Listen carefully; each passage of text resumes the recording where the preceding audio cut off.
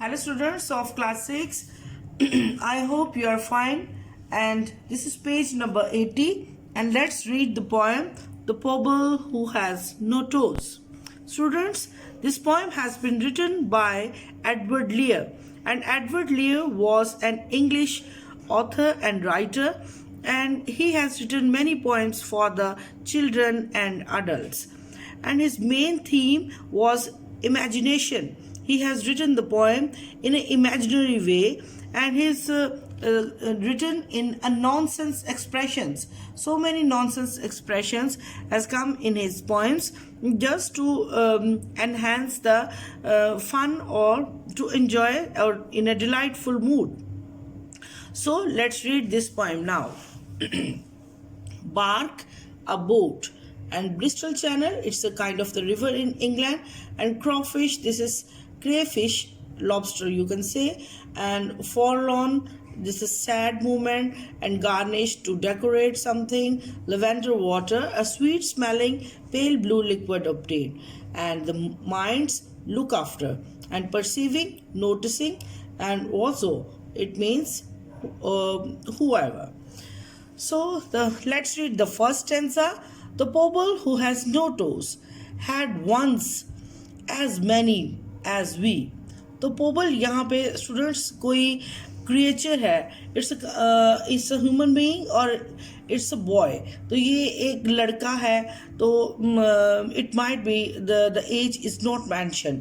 तो the Pobble has no toes, इसके पास टोज नहीं है, इसके पाँव नहीं है, बट इसके पास कभी थे, एज वी हैव, जैसे कि हमारे हैं इसी तरह इसके पास भी कभी थे.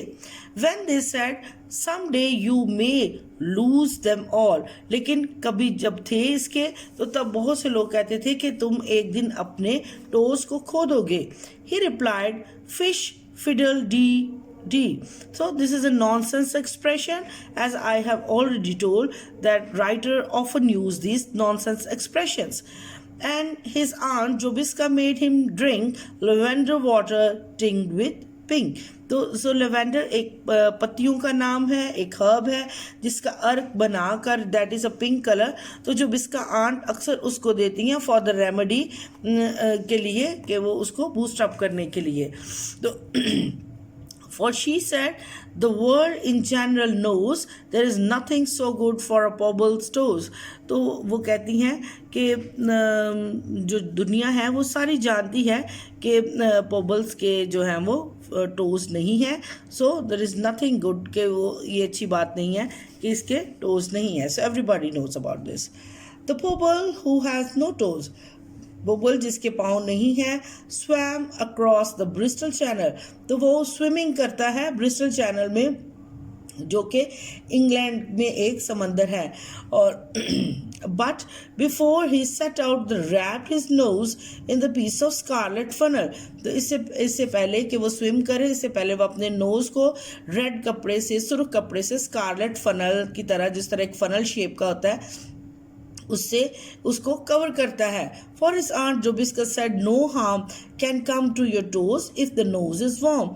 तो जोबिस्का आंट उसको कहती हैं, शी गाइड्स हिम, कि अगर तुम अपनी नोज को कवर अप करोगे तो फिर तुम्हारे टोज को भी nobody can harm it. And it's perfectly known that a pobble toes are safe provided he minds his nose. तो पोबल के जो इसमें कोई शक नहीं है कि पोबल के toes they were safe in the whole journey, and because he look after his nose, क्योंकि उसने अपने नोज को look after किया. The pobble swam fast and well. वो बहुत तेजी से स्विमिंग कर रहा था. And when the boat or ship came near him he tinkledy binkledy winkled a bell. तो ये भी एक नॉनसेंस एक्सप्रेशन है, it has no meaning at all. तो जब पोबल स्वैम करता है तो जो शिप इधर उधर से गुजरते हैं उसके पास से, तो वो he rings the bell, so that's all the world could hear him, कि सारी दुनिया को पता चले कि Pobble is doing the swimming now. And all the sailors and admirals he cried, and when they saw him nearing the further side, he has gone to fish for his aunt Jobiska's runcible cat with the crimson whiskers. तो अब वो वहाँ से गुजरने वाले जो sellers हैं और एडमिरल्स ऑफ द शिप हैं, वो उनसे से लाउडली चिल्ला कर कहते हैं कि वो जा रहा है Pobble who has been catching the fish, जो कि फिश पकड़ रहा है for what, for the runcible cat, जो उनकी अजीब सी एक बिल्ली है, आंट की जो अजीब सी बिल्ली है और उसके पर्पल कलर की मूंछें हैं, सो उसके लिए he has gone to catch the fish.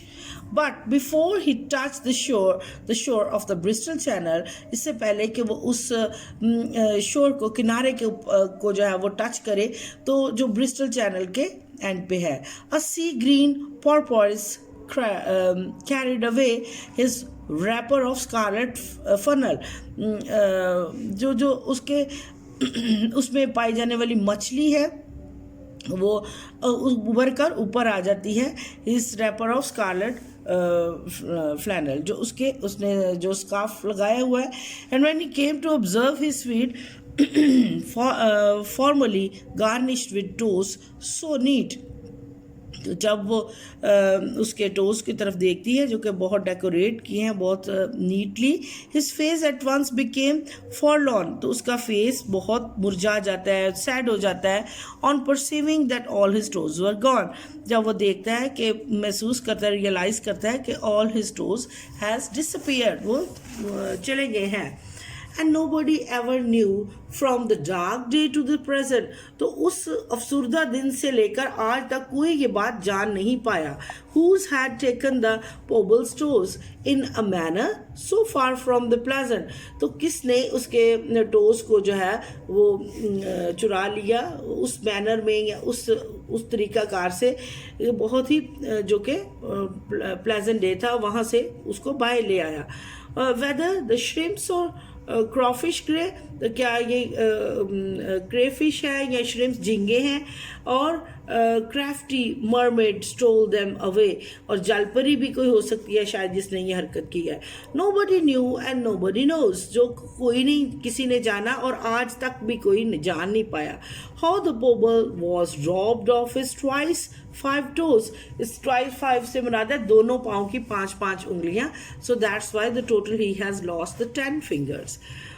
The pobble who has no toes, अब उसके पास पाँव नहीं रहे, was placed in a friendly bark, अब एक बोट में डाल दिया जाता है, and then rowed him the back, तो उसको पीछे की तरफ घसीटा जाता है, and carried him up, और ऊपर लाया जाता है to his aunt Jobisk's park. Now he has entered to the Jobisk's park now, and she made him at feast at his earliest wish, तो वो उसकी जो दिली ख्वाहिश के मुताबिक का वहाँ पर खाना बनाती है.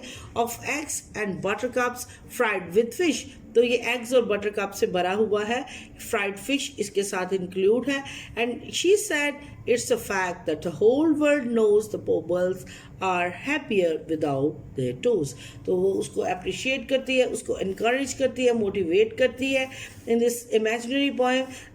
इससे कोई फ़र्क नहीं पड़ता that everybody knows that Pobble is happier, कि वो खुश है विदाउट द टोज, तो अपने पाँव या अपने टोज के बगैर भी वो खुश है. So it has written by Edward Lear. This is imaginary poem, and it has a very beautiful story and the message. So take care, bye bye, and next time we will do the exercise.